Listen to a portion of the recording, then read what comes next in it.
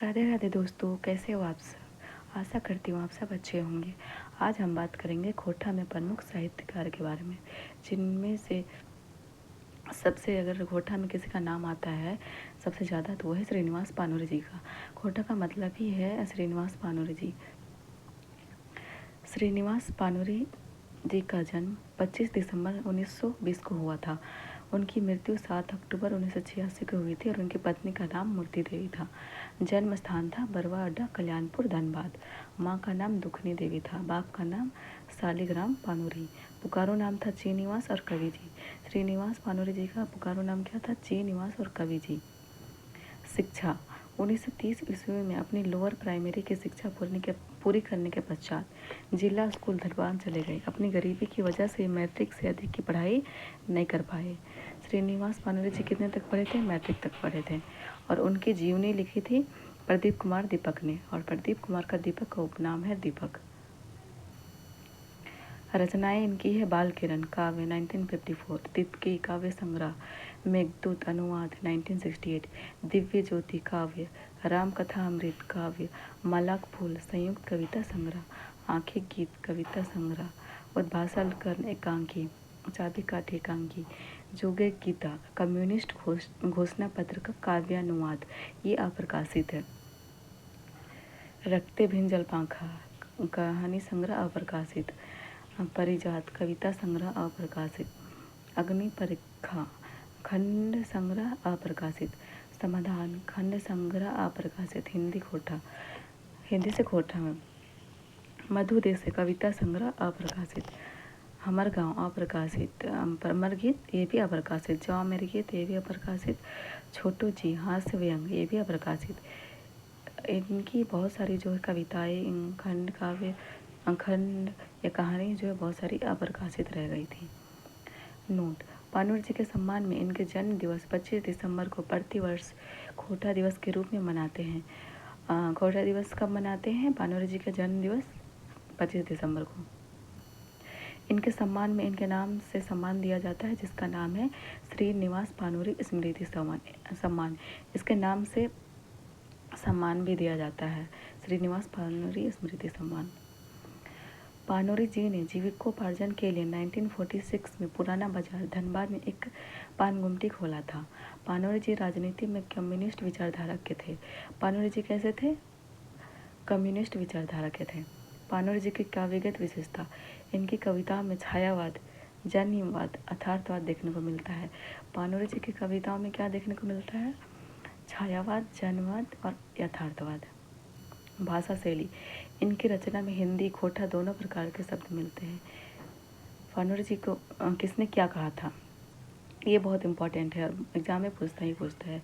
खोटा का नागार्जुन किसने कहा था? विकल शास्त्री जी ने। खोटा का भीष्म पितामह किसने कहा था? विश्वनाथ दसोंधी राज ने। कम्युनिस्ट विचारधारा के लोग शिवनाथ प्रामाणिक ने। खोटा के वाल्मीकि रामदयाल पांडे। बरवा का डाक खैबोर शांति भारत। खोटा टैगोर चतुर्भुज साहू। पानूरी जी का जन्म 25 दिसंबर 1920 ईस्वी को बरवा अड्डा, कल्याणपुर, धनबाद जिले में हुआ। इनके पिता शालिग्राम पानूरी और माता दुखनी देवी थी। इनके पिता खेती बाड़ी का काम करते थे। 1930 ईस्वी में लोअर प्राइमरी करने के बाद पानूरी जी की शिक्षा दीक्षा जिला स्कूल धनबाद में पूरी हुई। गरीबी के कारण ये मैट्रिक से अधिक तो नहीं पढ़ पाए, मगर तब तक इनके भीतर साहित्यिक चेतना जागृत हो चुकी थी। इनका विवाह मूर्ति देवी के साथ हुआ था। इनके पिता का देहांत 9 सितंबर 1939 ईस्वी को हुआ और इनकी माता का 1944 में हुआ था। माता की मृत्यु के बाद पानूरी जी का ध्यान रोजी रोजगार की तरफ गया और उन्होंने 1946 ईस्वी में पुराना बाजार धनबाद में पान का एक गुमटी खोल लिया।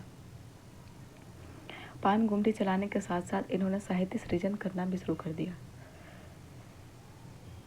लोग इनकी गुमटी में आकर पान का आनंद लेने के साथ साथ कविताओं का भी आनंद उठाते थे। पानूरी जी की आर्थिक स्थिति ठीक नहीं थी। नौकरी ना करने का उन्हें अफसोस था। पानूरी जी ने अंतकाल में लिखा है कि नौकरी ना करके आज मैं पछता रहा हूँ। भले चाहने वालों ने कुटुंब के मुझे सही सलाह नहीं दिया और ससुराल से भी मुझे कोई मदद नहीं मिला। वो अंतकाल में लिखते हैं कि नौकरी ना करके वो पछता रहे हैं।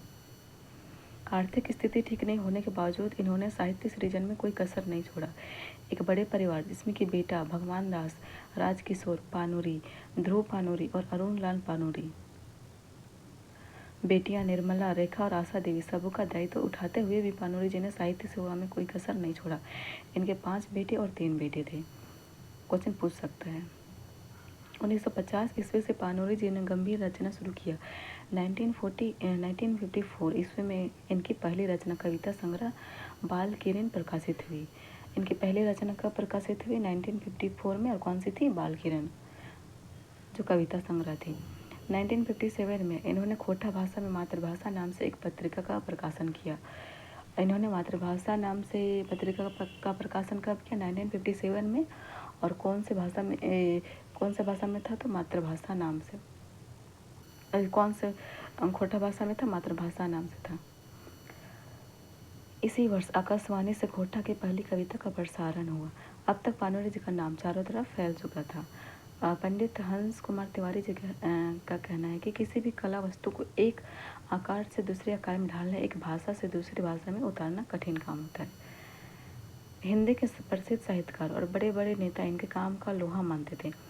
पानुरी जी ने खोटा कविता का पाठ बड़े बड़े कवि सम्मेलनों में जाकर किया, जिस वजह से इनका परिचय हरिवंश राय बच्चन, राहुल सांस्कृत्यायन, श्याम नारायण पांडे, बेधड़क बनारसी, रामदाल पांडे, शिव पूजन सहाय, जानकी वल्लभ शास्त्री, भवानी प्रसाद मिश्र, रामजीवन शर्मा, राधा कृष्ण और वीर भारत तलवार जैसे साहित्यकारों से हुआ था। पानुरी जी ने कालिदास की रचना मेघदूत का खोटा में अनुवाद करके पूरे साहित्य जगत में हलचल मचा दिया था। साहित्यकार राधा कृष्ण ने पानुरी जी के विषय में लिखा है कि छोटा नागपुरी भाषाओं में सर्वप्रथम खोटा भाषा में श्रीनिवास पानुरी ने मेघदूत का अनुवाद करने का श्रेय पाया है। राधा कृष्ण जी क्या बोलते हैं कि छोटा नागपुरी भाषाओं में सर्वप्रथम खोटा भाषा में श्रीनिवास पानुरी ने मेघदूत का अनुवाद करने का श्रेय पाया है। पानुरी जी ने कालिदास की रचना का मेघदूत के नाम से खोटा में अनुवाद किया था।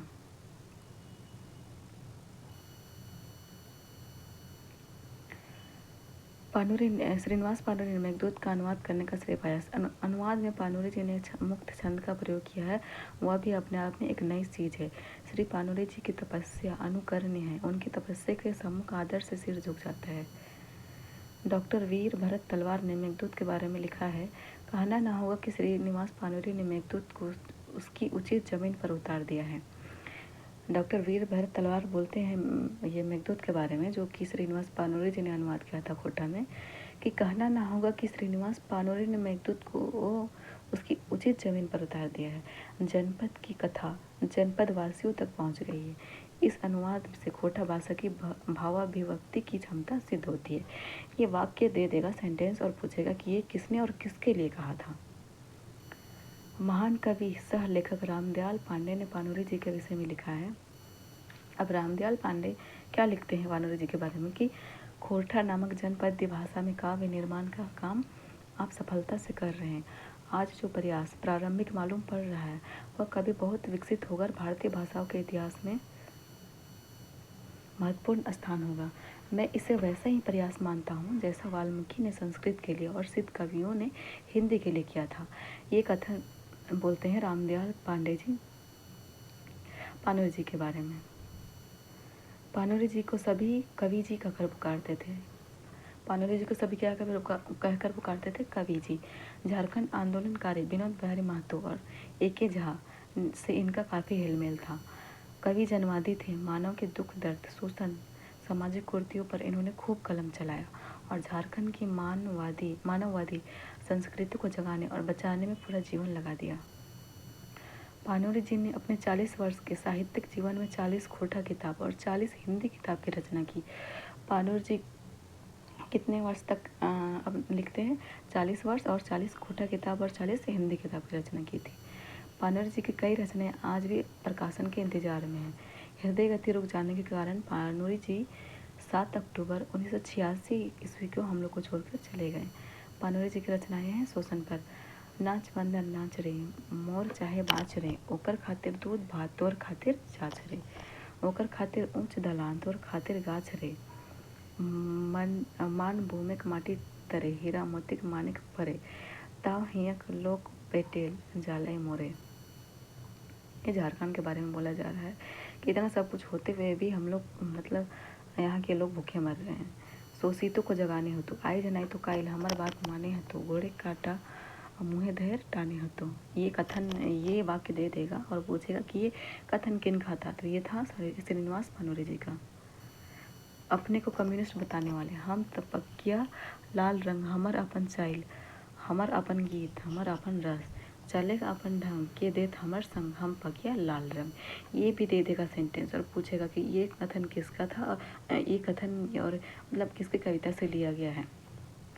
खोटा भाषियों को जगाने और उनका ध्यान खोटा जी की ओर करने हेतु, खोटा हाय खोटा रटते रहली गान, ई बटे कहाँ किंतु खोटा भाषी ध्यान, मायक ऊपर ममता नाई, श्रीदा भक्ति प्यार, ओ तो ही धरती ए घोरा गे डुगल सियार, जाग जाग जाग भाई घुसक मारी अंधार ढेल ढेल, पथ बाधा के लाती मसेल चालाकी, झटके सागर दहेल, फूके पहाड़ उड़ाए, जाग जाग जाग भाई तोरा देख सिहरे बाग, जेठ बने शीतल माग, धरती फेंक शेष नाग, कुशल भूज भोरे जाए, जाग जाग जाग भाई उद्वासन कर्ण। उद्वासल कर्ण श्रीनिवास भानुरे जी का प्रथम कोठा नाटक था। श्रीनिवास भानुरे जी का प्रथम कोठा नाटक क्या था? उद्वासल कर्ण। इसकी कथा वस्तु पौराणिक है जो महाभारत के कई आख्यान पर आधारित है। कर्ण के जीवन की आड़ लेकर नाटककार ने आधुनिक युग में पसरे सामाजिक, आर्थिक एवं राजनीतिक भ्रष्टाचार का कठोर प्रहार किया है। उद्वासल शब्द का अर्थ है उपेक्षित, लांछित, तिरस्कृत और समाज की मुख्यधारा से अलग किया हुआ। उद्वासल का अर्थ है उपेक्षित, लांछित, तिरस्कृत और समाज की मुख्यधारा से अलग किया हुआ।